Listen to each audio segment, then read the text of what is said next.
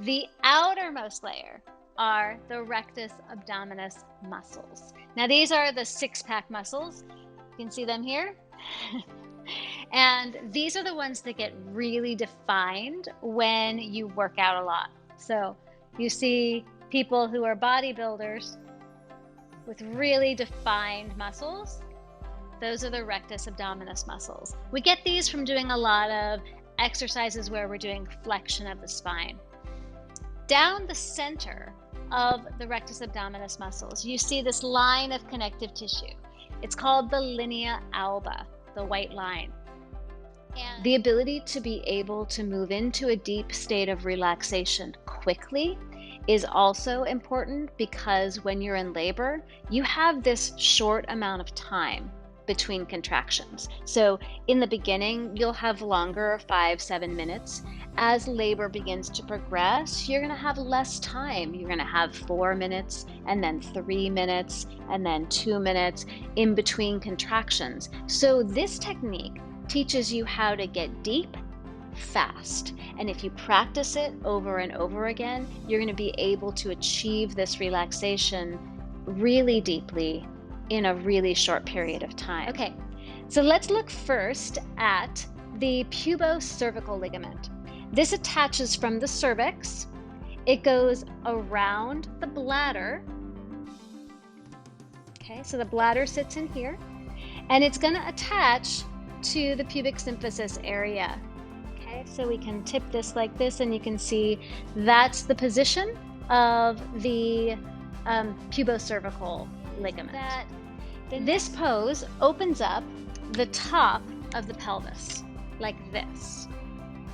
Okay, so when you have external rotation of the femur and the knee is around the level of the hip, the femur is going to be pressing into this part of the pelvis and opening up the top.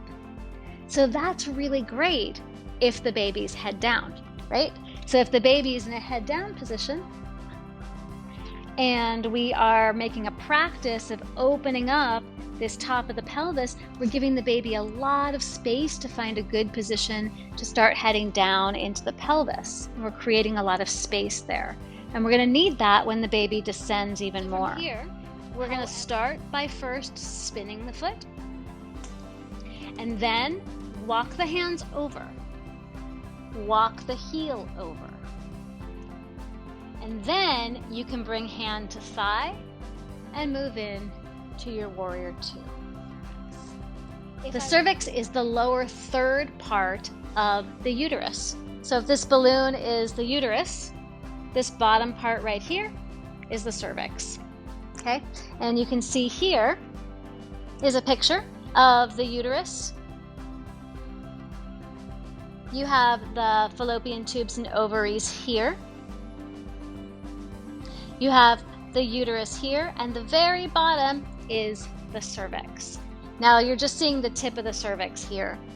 Right here, down below the cervix, is the vagina. So the cervix opens up into the vagina. And here's another picture, a little bit closer up. And I want you to feel the breath right under your hand. So feel your hand moving up and down with your breath. Good. Now, a lot of people breathe up in their chest, and they keep the area of their abdomen really still when they're breathing. And we want that breath to go down deep so you can feel where the pelvic floor is. So now I'm going to have her bring her hand down a little bit lower. And just feel the breath coming down a little lower so it's not in your chest. Beautiful. So you can feel the breath under your hand. Nice. As well. And place the heels on the towel, toes on the floor, and you've got a much more comfortable way to do a squat for people who have less flexibility in the ankles. So you always want to make sure that there is enough space for the belly and that it's a comfortable position. So starting with the feet, elevate the heels if necessary. And then the next thing is where the hips are. We want to make sure to do a squat that the hips are above that the knees are above the hips. And I like to use visualizations when I'm teaching this or leading people through the goddess. I'll have them notice how good it feels to be strong. Notice how you can breathe into your heart space, and you can have strength and you can have an open heart at the same time. Now we're going to change gears a little bit. We have been talking all about anatomy and yoga poses for pregnant women. In this video, we're going to be focusing on sensation. All right, if I were to ask the average person on the street to tell me, what's the first word that comes to your mind when I say the word childbirth? Most people are going to say one word: pain. Movies, TV, other women in your lives are constantly reinforcing the idea that childbirth is the most painful thing we will ever experience. It's something that you just have to suffer through as a woman. But I can tell you, from spending over 10,000 hours talking women through labor, that it doesn't have to be that way.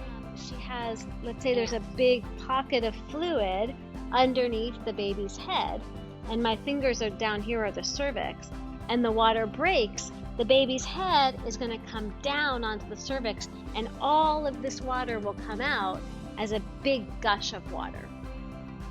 Either way, if the water breaks with a big gush or the water breaks with a slow leak, she needs to let her healthcare provider know, especially if the woman has not yet reached 37 weeks of her pregnancy, or if the amniotic fluid, the water that comes out, is not clear. So you could also put the wedge under the mat, and that way it's a little bit more stable. If you don't want to use a wedge, you could use a towel. Again, placing them under the mat, if you're going to keep them there for the whole class, is a really good idea. If you are going to just use them a little bit and then take them away, then keeping them on top of the mat might be better. So just a little bit of decrease of flexion you get with this towel, or you can use a bigger towel, thicker towel, and you'll get more of, you'll get less flexion of the wrist. The other thing that you could do that's really common is just to roll up your mat. Let me move my pelvis off my mat and show you that. So you could just roll up the mat like this, and then place the palms on the mat, fingers on the floor. It's actually a little less. So for this, I'm going to stretch it 100%, and then I'm going to go back to about 80 to 90. I'm going to go under her belly. When I get here to under the belly, I'm going to stop right at the midline or just past the midline. And now this rest of it, I'm just going to lay it down. So there's no stretch. Okay, squat down. And then when I lift, I'm going to do it on an exhaled breath. So I'm going to inhale, exhale, and lift. And when I'm exhaling, I want to be hugging my belly into my spine so that I am engaging my transverse abdominal muscles as well as my obliques. So everything's hugging in, protecting my lower back, protecting my abdominal muscles. And then when I lift, I'm going to be in a much safer place. I'm not going to injure my back as easily. Everything is more mobile at this time. So I really need to use my breath for support all the way. And then you can do circles going from around the scar from one hip bone to the other. So I can do a circle like this around the scar. And is that okay? And this way also you can see, is there any part where you're feeling like there's a little like rope under there, or a little sticky part where it feels like there's not as much movement as other places. And so this is really going to be about her doing this on herself and getting in touch with what she's feeling in her own body. Many times you'll have the edges of the scar here, and you'll have like fascial adhesions that come out to the sides that go down. So when we're doing this massaging from hip bone to hip bone around the scar, you're going to feel if there's any of those places. It's really nice to be able to relax when you're doing this and have her have kind of a little reset with her nervous system. So this is a really nice way, but she doesn't have to lean over a ball. If it's not comfortable, you can also do this on the hands and knees. You feel comfortable here? Okay. I'm going to stand behind her now, and I'm going to take the edges of the rebozo, and I'm going to have my thumbs in back, my fingers in the front. From here, I'm going to bend my knees, and I'm going to lift straight up. And what that does is it takes the weight of the baby off of her spine. So remember, we have the uterosacral and the broad ligaments that attach to the back. And those get stretched when you're leaning forward, just like when we're doing cat-cow or downward dog. And so it's really great to lengthen those ligaments. But if we have them in a stretched state, and then we take the weight of the belly off, and then we begin to jiggle like this, up and down, then we can help to balance out those ligaments. Yoga is also about reconnecting with your body. And if you think about childbirth, it is one of the biggest transitions in life that a woman can have.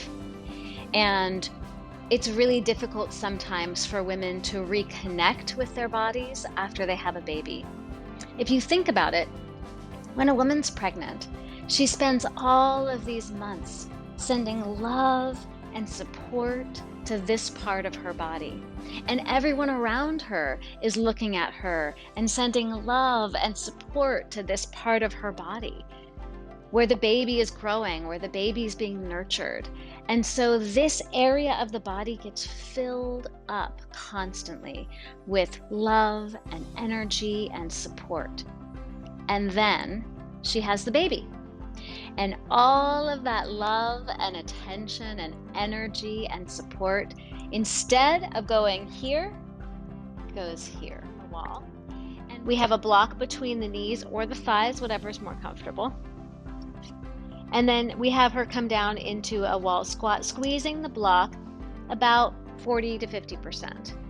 So postnatally, if she's having any pubic bone pain or pelvic girdle pain in general, we only want to squeeze the block maybe 20%, really, really light. In fact, I would say if she's having any discomfort in that area, don't use a block at all. Go ahead and grab that. Instead, use a ball or a rolled up towel. A lot, and that may be working with pregnant women, people are really afraid that what if they say something wrong? What if they don't remember something? And you're not going to remember everything. You can't. But you have the tools now to keep women safe. And if you carry that with you, carry that as your mantra, like, I know I'm going to keep women safe, and I know I'm going to make mistakes, and I'm going to have to say I don't know. In every single training that I teach, I say I don't know at some point. If you are a new yoga teacher, or any yoga teacher actually, you're not going to know the answer to everything. I've been in this field for over 20 years. I'm still learning new things every day. You can't possibly learn everything that you're going to need to know, but you have the tools now to keep them safe. So keep that in your mind, in your heart, and know that, because you're going to be great. Thank you so much.